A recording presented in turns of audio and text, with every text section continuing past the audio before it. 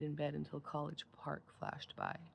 When she dressed, she put on her make-em clothes, gray slacks, black sleeveless blouse, white socks, and loafers. Although it was 4 hours away, she could hear her aunt's sniff of disapproval. When she was starting on her fourth cup of coffee, the Crescent Limited honked like a giant goose at its northbound mate and rumbled across the Chattahoochee into Alabama. The Chattahoochee is wide, flat, and muddy. It was low today.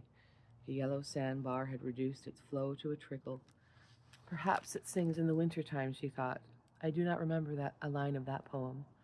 Piping down the valleys wild? No. Did he write to a waterfowl, or was it a waterfall? She sternly repressed a tendency to boisterousness when she reflected that Sidney Lanier must have been somewhat like her long-departed cousin, Joshua Singleton St. Clair, whose private literary preserves stretched from the Black Belt to Bayou La Batre. Jean Louise's aunt often held up cousin Joshua to her as a family example not lightly to be discountenanced. He was a splendid figure of a man. He was a poet. He was cut off in his prime, and Jean Louise would do well to remember that he was a credit to the family. His pictures did the family well.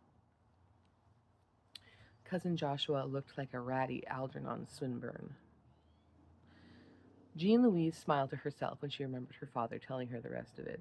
Cousin Joshua was cut off, all right, but not by the hand of God, but by Caesar's hosts. When at the university, Cousin Joshua studied too hard and thought too much. In fact, he read himself straight out of the 19th century. He affected an Inverness cape and wore jack boots. He had a blacksmith make up from his own design.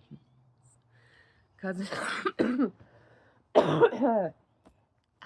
Cousin Joshua was frustrated by the authorities when he fired upon the presence of the president's. Whoa, what? Excuse me, hold on. It's gotta wet my whistle. Cousin Joshua was frustrated by the authorities when he fired upon the president of the university, who, in his opinion, was little more than a sewage disposal expert.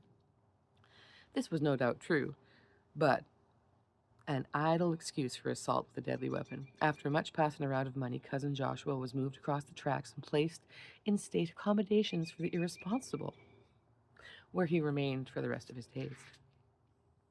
They said he was reasonable in every respect until someone mentioned that president's name. Then his face would become distorted. He would assume a whooping crane attitude and hold it for 8 hours or more, and nothing or nobody could make him lower his leg until he forgot about that man.